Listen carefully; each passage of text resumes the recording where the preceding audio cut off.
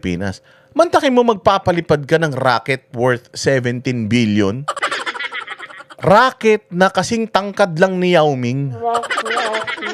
Utang ina gago, di ba? 17 billion. Anong gagawin ng rocket na yan? Noong nakaraan, pinag-usapan natin anong gagawin ng rocket na yan sa atmosphere. Ngayon, sasagutin yan. Yang gagawin ng rocket na yan, hayop na yan. 17 billion. Hinahabol natin si Inday Sara sa 125 million na confidential funds niya. 125 million na confidential funds. Tapos magpapalipad ka, magsusunog ka ng 17 billion, walang makain ng mga kababayan mo. Anong klaseng leader ka? Putang ina, nagtitrip ka na lang yan, bongbong. Nagtitrip ka na lang yan. Lasing ka siguro, kaya naiisip mo yan. Tangina, wala ka ng... Lumabas ka ng palasyo. Nakita mo sa paglabas mo ng palasyo, ang daming barbed wire.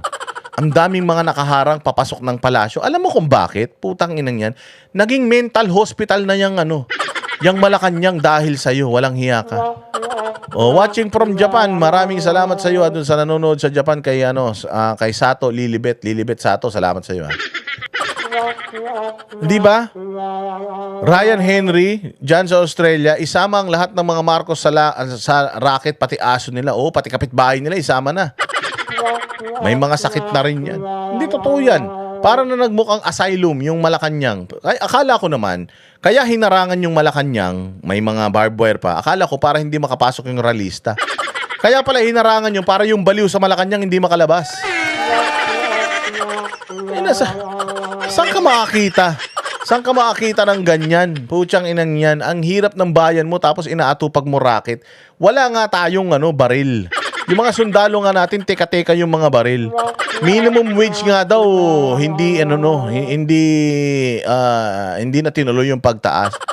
Walang hiya ka talaga. Tapos ngayon magpapalit 17 billion ha. O tingnan ninyo anong gagawin ng rocket na yan sa kalangitan. Pasok. Yes, we are going to launch a rocket into space. Galing. Yes, we are going to launch a rocket into space. Gago. Tarantado, nagpalakpakan naman ng mga putang inang congressman na ito. Hindi ba kayo mga baliw pare-pareho? Dapat alam mo yung Congress, dapat nung nagsama-sama sila diyan sa loob, dapat lahat ng pumalakpak, putang ina, iniwan diyan eh. Lahat ng pumalakpak kay Bongbong, nabilib kay Bongbong, iwanan dito sa loob. O, tapos ilak yan. Ikandado yan. Para hindi na dumami yung lahi ng mga bobong mga congressman at mga Pilipino na yan. Ay na magpapalipad ka ng rocket. Anong gagawin ng rocket na yon? Sige, diretso. Dr. Mark, can you educate us please? Rocket ito, gaano ito kalaki? And then, Okay. paano ang operasyon nito kapag ba ito lumipad? Doon ba sa kalawakan, ilang segundo, minuto na mag-stay siya ron? Ito ba ay magkukusa na lang babaksak? Paano? Okay po. So ito pong rocket na itetest natin for next year. Ang height niya siguro mga roughly around 10. Again na ititest. Itong rocket na ititest natin next year. 17 billion. Ititest pa lang yan. O, kapag yan, supot, hindi lumipad dyan, putang ina, nagsunog na tayo ng 17 billion. Sipin mo yung 17 billion, ginastos mo sa ganito. Putang ina, alam mo talaga, baliw yung presidente pagka ganyan. Sinto-sinto talaga eh. Sinto-sinto. Malala. feet.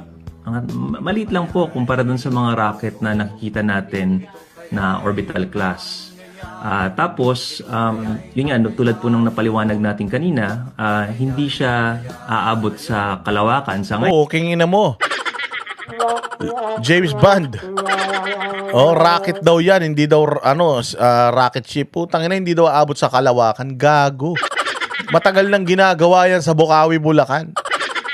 Yung mga rocket sa Bukawi, Bulacan, ang gaganda nun, mura lang. Pagka lumipad yun, nagpapakulay pa yun. Parang dito sa channel natin, boom, sumasabog yung may mga kulay. Wow, mapapaganong ka. Poki ng ina nyo, magpapalipad kayo ng rocket, putaragis kayo. Anong gagawin ng rocket doon? Hindi naman pala pupunta sa kalawakan yung putang inang rocket na yun. Nagpalipad pa kayo ng rocket, gago kayo. Para may silbi yung rocket na yun, isama nyo na dyan si Bongbong, parang awa nyo, para may mag-drive. Gago, di ba? Yan daw rocket na yan, ha? Putyang inang yan, hanggang, hindi yata aabot yan hanggang ulap. Magsasayang tayo ng 17 billion para dyan. Putang ina nyo talaga, mga tarantado talaga kayo.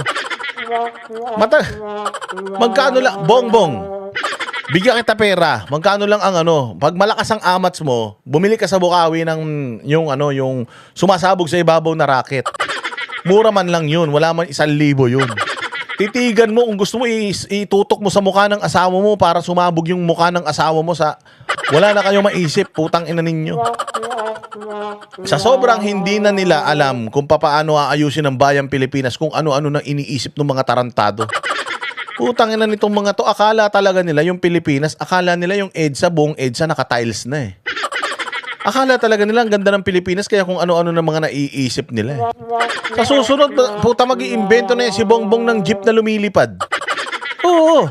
Kasi 'di ba merong jeepney modernization, sinabi niya yun eh. Gagawin natin, i-roll out na natin ang jeepney modernization. Putang ina mo baka nagta-time travel yan ha. Yung jeepney modernization na gagawin mo, baka puta lumilipad na yan, Bongbong, baka yan ang pangarap mo, gago, hindi mo may isa sa katuparan yan.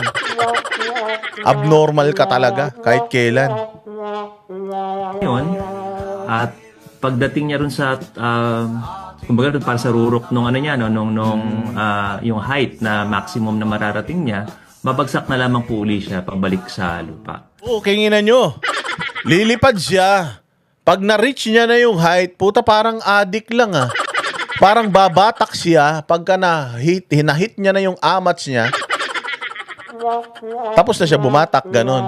So putang ina to rocket na ito, lilipad ito. Pag na-reach niya na yung height, putang ina, bahala na siya buhay niya. Gago eh. Ha? Gago yarn. Oh, maraming salamat sa'yo ha, kay Ryan Henry. Ryan Henry, naniniwala ako na hindi lahat ng baliw nasa mental. Ang isa nakatakas. Sabi ko nga eh, tama ka dyan. Oh, actually, sabi ko nga tumawag ako sa mental eh, nung narinig ko tong speech ni Bongbong. Nagpapalipad siya ng racket. Putang ina, tumawag ako sa mental. Sabi ko, hello, mental hospital. Sabi ko, mental ba to? Sabi nung taga-mental, oo, mental to. Sigurado ka sa loob ito ha? Oo, bilangin nyo yung mga pasyente, baka kulang kayo ng isa. Bilangin nyo yung pasyente, putang ina, may nakawala. Yung may nakawala, nag-i-speech ngayon sa kongreso, pukin ang ina ninyo. Hindi na naman ninyo hinarangan yung gate. Sabi ko sa inyo, ikadenan nyo yan para hindi makawala eh. Hype yan. Tumawag ko sa mental. Ma'am, ilan yung ano nyo dyan? Ilan yung pasyente nyo dyan? 300. Putang ina, 299 lang yan, pusta.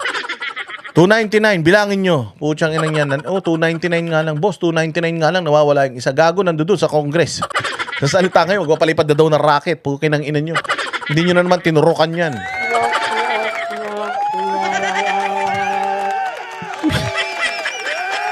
Walang destinasyon. Sabi ko nga sa inyo, di ba? Hindi ko pa naririnig to noon. Tinanong ko kayo, anong gagawin yan sa kalangitan? Yang putang ina parang lapis na rocket nila. Putya yan. Pagdating pala dun sa langit at naubusan na siya ng gas, babagsak na siya. Putang ina. Madadaganan pa kayo.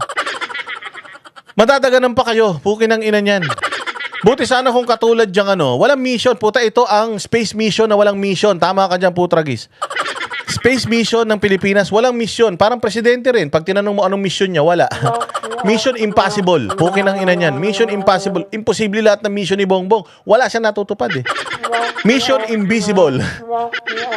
Gago, di ba? Oh.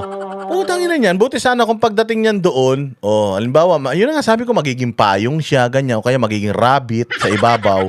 O kaya kahit papano, magpapailaw siya ron. Magkukuti-kutitap siya doon sa loob na 1 taon, ganyan, para pag tumingin tayo sa taas, ay, ando doon yung rocket natin, ayun, kumikislap.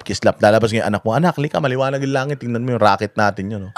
Oo, rocket natin yung putay, kumukurap. Anong ginagawa nun doon? Wala lang, kumukurap-kurap lang, para lang meron tayong makita. Baby rocket sa Bulacan. Sabi nga ni James Bond eh. Wala eh. Putang ina niyan. Pagdating doon, babagsak. Ito masama. Puta, baka mabagsakan ka pa.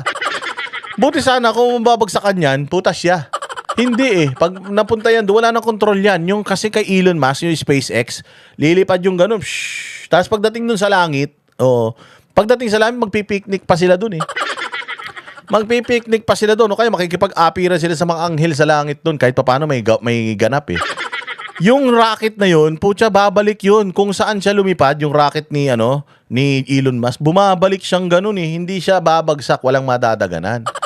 Tayo na itong rocket ni Bongbong, rocket ng mga tanga to eh. Rocket ng mga abnormal to. Baka pagdating nandun, nawalan niya ng balance, putang na bumagsak yan dito, mabagsakan pa yung bahay niyo, yari kayo. Ang ina niyan. Sana man lang nagdala ng kahit boy bawang sa astronaut. Oo nga. O kaya kahit man lang sana lahat ng mga basura dito, maglagay na kayo. Lagyan niyo na ng mga basura 'yan. Basura, punuin niyo ng basura yung rocket para pagdating doon, pag sumabog doon kahit papaano, nandoon na yung mga basura nasa ibabaw, wala na dito sa baba. Magkaroon man putang ina niya, may pa common sense pa nalalaman to putang inang Claire Castro na ito, wala namang utak to mga hayop na ito. Hindi, promise, napatawag talaga ako sa mental hospital. Sabi ko, ma'am, parang awa nyo na. Kunin nyo na itong pasyente nyo rito. Nagkakalat na ito. Konti na lang kakain na ng tain ng pusa ito. Okay. So, mga ilang minuto lang po siguro yun. No? Baka nga less than 1 minute lamang po. Utang ina, less than 1 minute lang siya sa ibabaw, gago. Mas matagal pa yung lundag ni Michael Jordan eh. Shoo! Paglipad na gano'n, pagdating doon, putang ina, anong gagawin natin dito? Wala, gago, babagsak na tayo ulit. Sakay nyo na si Bongbong dyan, kahit isa lang sa mga anak niyang wala silbi. Para pagbagsak niyan, may katuturan man yung pagbagsak niya. Yan yun, baka mamaya bumagsak pa yun sa bahay namin, ha? Tainan ninyo, pag sa bahay pa namin bumagsak yan, baka naman problema pa namin pinalipad yung rocket, hayop kayo. Diyan daw, alam mo, delikado kayo mga taga Ilocos, diyan daw yung sa Ilocos eh. Sa may Ilocos daw palili pa rin yan, putang ina talaga, yari kayo dyan.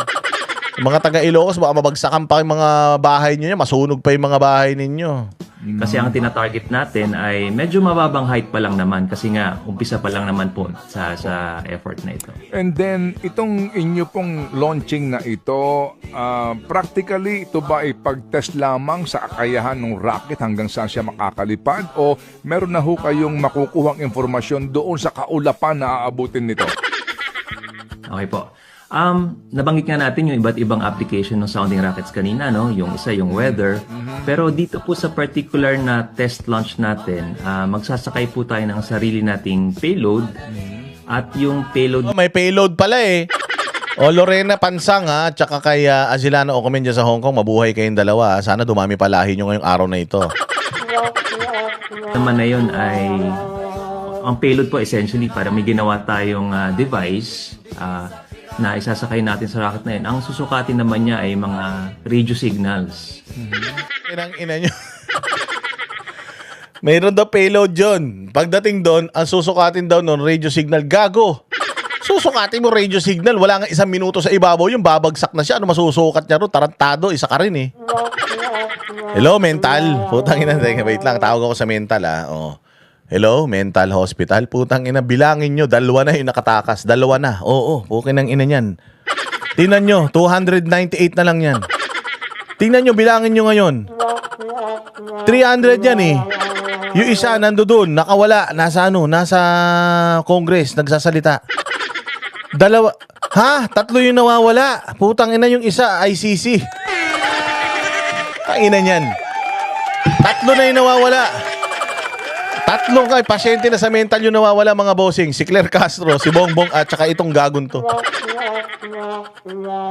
Okay nang ina niyan. Pagdating doon, susukat siya ng mga radio frequency. Gago, wala na nakikinig na radyo sa taas. Lahat na nakikinig na radyo nandito sa ibabaw, gago. Sa ibabaw ng lupa. Utang ina ninyo talaga. Loko-loko talaga kayo. Gusto nating matest ito kasi gusto nating makita kung, for example, saang lugar ba medyo mahina yung signal. At Tangina, alam namin, sa buong Pilipinas, mahina yung signal, gago. Magpapalipad pa kayo ng 17 billion na rocket na mag-i-stay dyan ng walang 1 minuto para lang malaman kung saan mahina signal. Gago, ang mahina signal, yung utak ni Bongbong. Yung ulo ni Bongbong, walang signal yun. Tsaka si Claire Castro, isama mo na yung utak mo. Putang ina ninyo. Ano kayo, flat bar kayo? Wala. Kahit edge, wala kayong signal. Pupunta kayo sa langit para lang maghanap kayo ng signal, mga gago. Di ba pag lumipad yung eroplano, wala nga signal sa ibabaw eh. Putang inang yan eh. Ang bababa ng eroplano eh. Hindi naman yan sa atmosphere eh.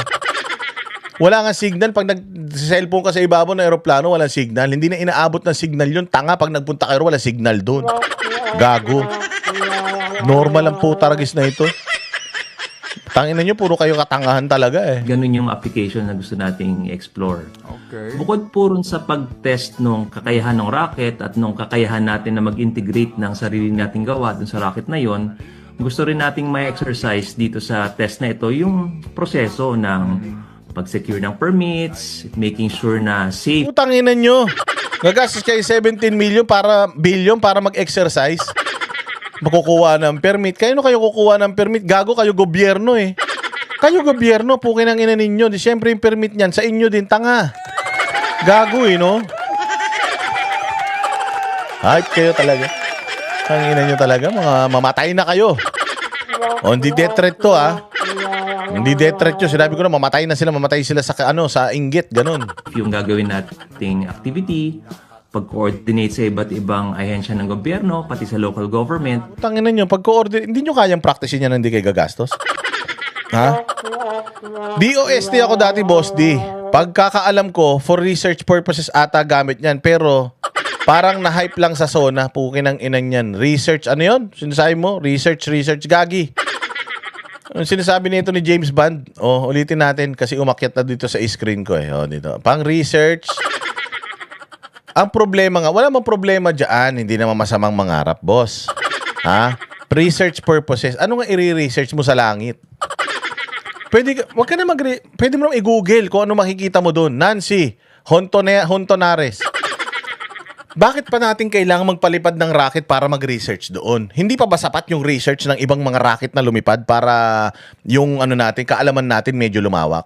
Nasa Google man yan, manood ka lang sa YouTube.